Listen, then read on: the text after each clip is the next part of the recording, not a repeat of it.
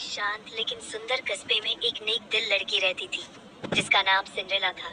उसकी माँ उसे छोटी उम्र में ही छोड़ गई थी, लेकिन जाते जाते उसे एक बात सिखा गई थी, बेटी, मुश्किल समय में भी अपना दिल साफ रखना।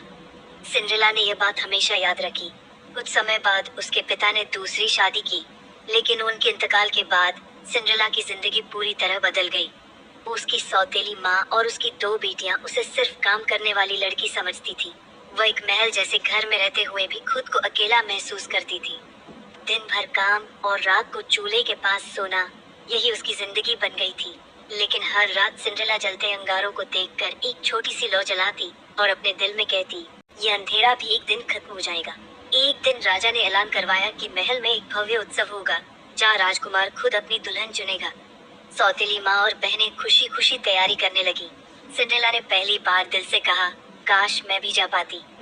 ये सुनकर सौतेली माँ ने एक शर्त रखी, अगर सूरज डूबने से पहले सारे काम पूरे कर लोगी तभी जा सकती हो। सिंड्रेला ने पूरी कोशिश की, लेकिन जानबूझकर उसके काम बिगाड़ दिए गए। शाम होते ही वह अकेली बाग में बैठकर रोने लगी।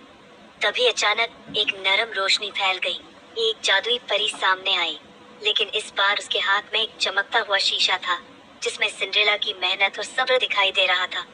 यही तुम्हारी असली खूबसूरती है, परी ने कहा। परी ने जादू किया, लेकिन साथ ही एक नया नियम भी बताया, ये जादू तब तक रहेगा जब तक तुम खुद को नहीं भूलोगी। उत्सव में पहुंचकर सिंड्रेला ने सबका दिल जीत लिया। राजकुमार उसकी सच्चाई और सादगी से बहुत प्रभावित हुआ। दोनों ने सितारों के नीचे नृत्य किया, लेकिन जैसे ही घड़ी ने 12 बजाए, सिंड्रेला को याद आया कि उसे अपने आप से सच्चा रहना है। वह चुपचाप लौट गई, लेकिन उसकी कांच की जूती सीढ़ियों पर रह गई, जैसे उसकी पहचान। अगले दिन राजकुमार उस जूती को लेकर निकला। वह सिर्फ पाँव नहीं, बल्कि दिल भी परख रहा था।